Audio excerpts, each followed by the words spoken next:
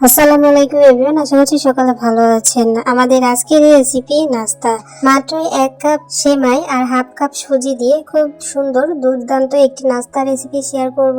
আশা করছি আপনাদের সকলের কাছে ভালো লাগবে এবং সহজও লাগবে। আর এই নাস্তা বানাতে কিন্তু খুব বেশি একটা ঝামেলা হবে না, খুব তাড়াতাড়ি কিন্তু আপনারা তৈরি করে নিতে পারবেন।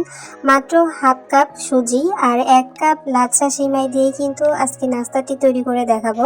এক কথায় বলতে পারেন আপনারা সেমাই পিঠা বা সেমাই মিষ্টি বলতে পারেন। আশা করছি আপনাদের সকলের কাছে ভালো লাগবে। তো চলুন কথা না বাড়িয়ে আমাদের মূল রেসিপিতে চলে যাচ্ছি। তো নাস্তা তৈরি করার জন্য আমি একটা কড়াই খুব ভালোভাবে গরম করে নিয়েছি আর তার মধ্যে দিয়ে দিলাম 1 কাপ লাচ্ছা সেমাই। 1 কাপ লাচ্ছা সেমাই দিয়ে আমি খুব সুন্দর করে নেড়েচেড়ে নিয়েছি। নেড়েচেড়ে একটু ভেজে নিতে হবে।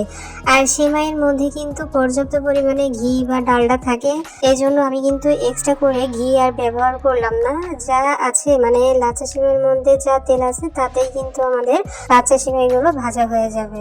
নেড়েচেড়ে অনবরত নেড়েচেড়ে যখন ভেজে নেওয়া হয়ে যাবে, একটু শক্ত টাইপের হয়ে যাবে, তখন নামিয়ে রেখে একই কড়াইয়ের মধ্যে দিয়ে দিব 1 চামচ ঘি। ঘি দেওয়ার পর দিয়ে দিলাম হলো হাফ কাপ সুজি আর 4 টেবিল চামচ আছে হলো ময়দা। আপনারা আটাটাও কিন্তু ব্যবহার করতে পারেন। এখন খুব সুন্দর করে সমস্ত উপকরণগুলো ভেজে নিতে হবে নেড়েচেড়ে। আর অবশ্যই খেয়াল রাখতে হবে আমাদের সুজিটা যেন পুড়ে না যায়, সেদিকে অবশ্যই খেয়াল রাখতে হবে। একদম লো আঁচে নেড়ে চেড়ে 4-5 মিনিট কিন্তু ভেজে নিতে হবে। লাল লাল করা যাবে না বা পোড়াও কিন্তু লাগানো যাবে না, সেদিকে লক্ষ্য রেখে তারপর আপনাদেরকে এই কাজটা করে নিতে হবে। তো আমি 4-5 মিনিট অনবরত নেড়ে চেড়ে যখন সুজিটা ভাজা হয়ে গেছে, তখন আমি এখানে দিয়ে দিব 1 কাপ লিকুইড দুধ। আর আমার দুধটা কিন্তু আগে থেকে জাল করা। দুধ দিয়ে আমি খুব সুন্দর করে অনবরত নেড়ে চেড়ে মিশিয়ে নিব। 1 কাপ দুধ দেওয়ার পর আমি আরো আর 1 কাপ দুধ এখানে অ্যাড করে দিলাম। দিয়ে তারপরে অনবরত নেড়ে চেড়ে নিতে হবে, যাতে আমাদের সুজিটা দলা পেকে না যায়, তার জন্য অনবরত নেড়ে চেড়ে নিব। অনবরত নেড়ে চেড়ে নেওয়ার পর এখানে দিয়ে দিব পরিমাণ মতো অর্থাৎ স্বাদ মতো লবণ।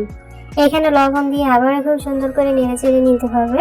আমি তো এখানে দুধ ব্যবহার করেছি, আপনারা চাইলে পানিটাকে ব্যবহার করতে পারেন, তবে দুধটা ব্যবহার করলে টেস্ট হবে অনেক সুন্দর, নাস্তাটি খেতে খুবই ভালো লাগবে। তো দেখতে পাচ্ছেন অনবরত নেড়ে চেড়ে একটা ডো তৈরি করে নিয়েছি। আর এরকম শক্ত টাইট করে ডোটা তৈরি করে নিতে হবে।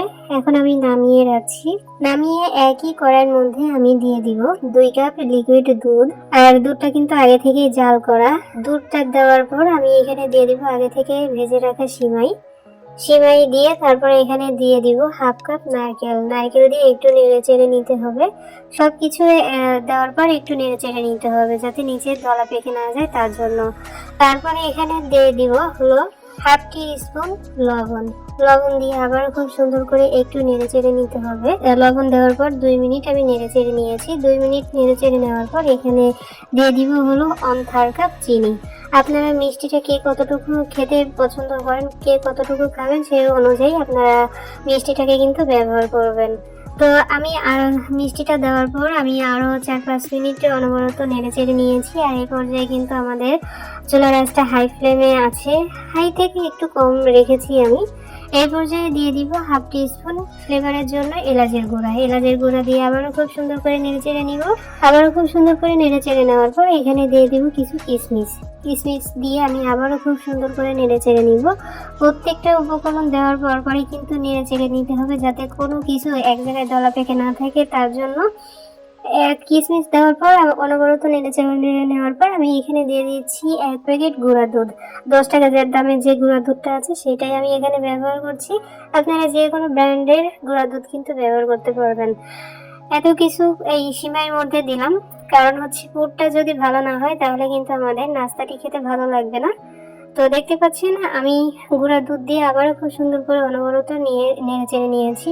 আর আমাদের সিমাইটা দেখতে পাচ্ছেন কেমন হবে আমি দেখিয়ে দিচ্ছি। ঠিক এই পর্যায়ে নামিয়ে নিতে হবে। আর ঠান্ডা হয়ে গেলে কিন্তু আরো কিছুটা শক্ত হয়ে যাবে। তো এই পর্যায়ে কিন্তু আপনাদেরকে নামিয়ে রাখতে হবে। আর 1 কাপ সুজি দিয়ে কতটুকু সিমাই হয়েছে আপনারা কিন্তু দেখতে পাচ্ছেন, অনেক হয়েছে। যাই হোক, সিমাইটা আমি নামিয়ে ঠান্ডা করে নিব। আর এরই মধ্যে আমাদের ডোটাও কিছুটা ঠান্ডা হয়ে গেছে, সুজির ডোটা।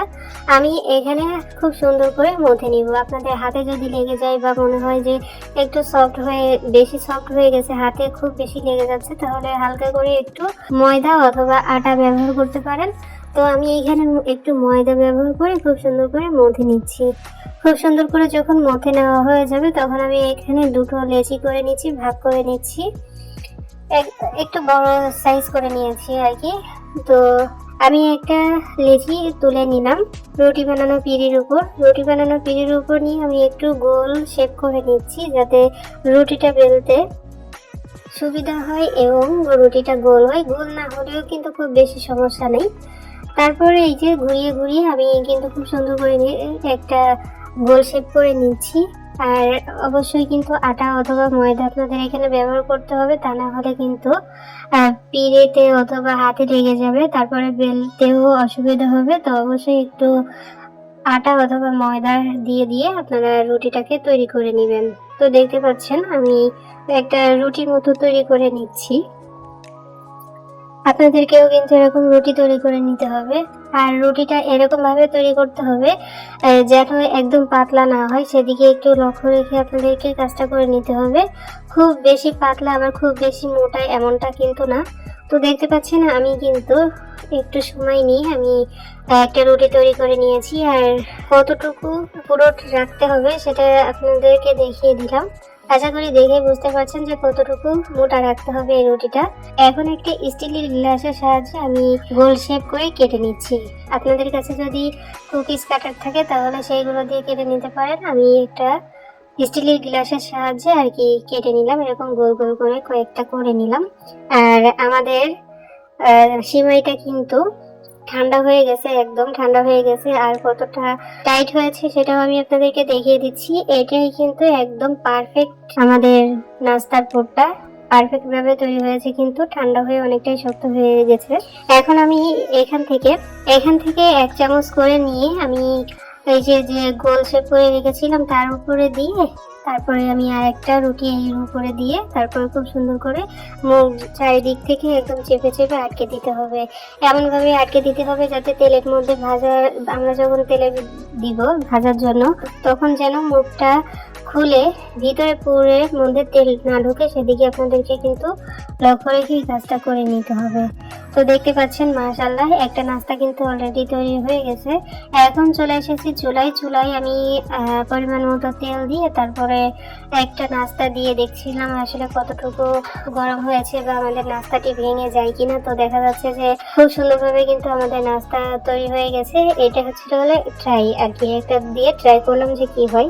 তারপর যখন দেখলাম যে একটা নাস্তা হয়ে গেল আমাদের, তখন আমি এখানে বাকি নাস্তাগুলো দিয়ে দিব। আপনাদের কড়াই যদি বেশি বড় থাকে তাহলে একসাথে 4-5টা দিতে পারেন। আমার এখানে 3টা ধরেছে, এই জন্য আমি এখানে 3টা দিলাম। আর দেখতে পাচ্ছেন আমি নাস্তাগুলো দিয়ে 2-3 মিনিট পরে তারপরে উল্টিয়ে পাল্টিয়ে দিচ্ছি। আর এই নাস্তাগুলো আমি একটু সাবধানের সঙ্গে তারপরে উল্টিয়ে দিচ্ছি, যাতে নাস্তার মুখগুলো খুলে না যায়। তার জন্য ভিতরে যদি কোনোভাবে তেল প্রবেশ করে যায় তাহলে কিন্তু ভিতরে যে পুরটা রয়েছে সেটা কিন্তু একদম তেলের সঙ্গে ভাজা ভাজা হয়ে যাবে, একদম বাজে হয়ে যাবে। তো অবশ্যই আপনাদেরকে একটু সাবধানে এই কাজটাকে করে নিতে হবে। তো দেখতে পাচ্ছেন আমি একটু সময় নিয়ে তারপরে নাস্তাগুলোকে ভেজে নিব। আর চুলার আঁচটা মিডিয়াম থেকে একটু লোতে করে রেখে তারপর আপনাদেরকে এই নাস্তাগুলো কিন্তু ভেজে নিতে হবে। আমাদের সুজিতে যেহেতু আমরা দুধ দিয়েছিলাম এই জন্য চুলার আঁচটা কম রেখে তারপরে আপনাদেরকে এই কাজটা করে নিতে হবে, তা না হলে কিন্তু উপর থেকে পুড়ে যাবে আর ভিতরে কিন্তু হবে না। তো দেখতে পাচ্ছেন মাশাআল্লাহ আমাদের নাস্তাগুলো কিন্তু অলরেডি ফুলে ডাবল হয়ে গেছে আর খুব সুন্দর একটা কালার চলে এসেছে।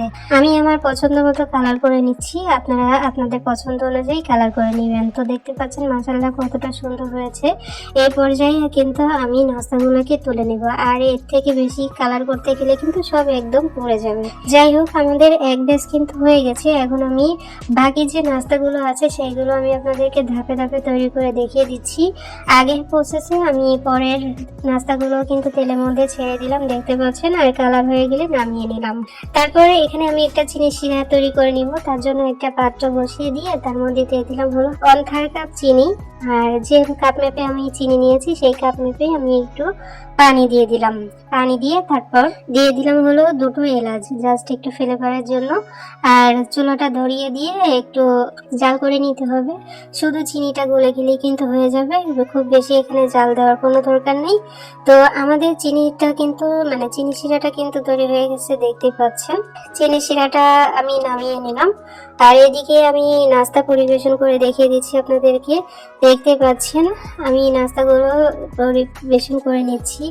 আসলে এই মিষ্টির শিরাটা দেওয়ার কারণ হচ্ছে নাস্তাটি দেখতে যাতে খুব সুন্দর হয়, একটু লোভনীয় লাগে, তার জন্য। তবে আপনারা চাইলে এই চিনি শিরাটাকে একদম স্কিপ করে দিতে পারেন। আর চিনি শিরাটা দেওয়ার পর দেখতে পাচ্ছেন কতটা চকচকে দেখা যাচ্ছে, একদম স্বচ্ছ দেখা যাচ্ছে। মাশাআল্লাহ, খুবই সুন্দর হয়েছে নাস্তাটি, খুবই দুর্দান্ত হয়েছে।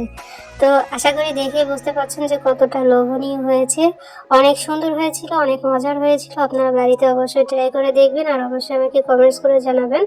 আপনারা এটাকে সিমাই পিঠা বলতে পারেন বা সিমাই মিষ্টি, যাই বলেন না কেন, খেতে কিন্তু খুবই দুর্দান্ত হয়েছিল। যে কোনো একটা নাম দিলেই কিন্তু হয়ে যাবে, ঠিক আছে। আর এই রেসিপিটা ইউটিউবে সার্চ করে কিন্তু পাবেন না, একদম ইউনিক একটি নাস্তার রেসিপি আমি আপনাদের সাথে শেয়ার করলাম। তো অবশ্যই কিন্তু বাসায় ট্রাই করবেন। আর আমি একটা নাস্তা কেটে শেয়ারও করে দেখাচ্ছি যে আমাদের আজকের নাস্তাগুলো কেমন হয়েছে। একদম পারফেক্ট ভাবে একটা নাস্তা তৈরি করে দেখিয়ে দিয়েছি কিন্তু বিকেলের নাস্তায় অথবা মেহমানদারিতে কিন্তু এই নাস্তাটি একদম দুর্দান্ত।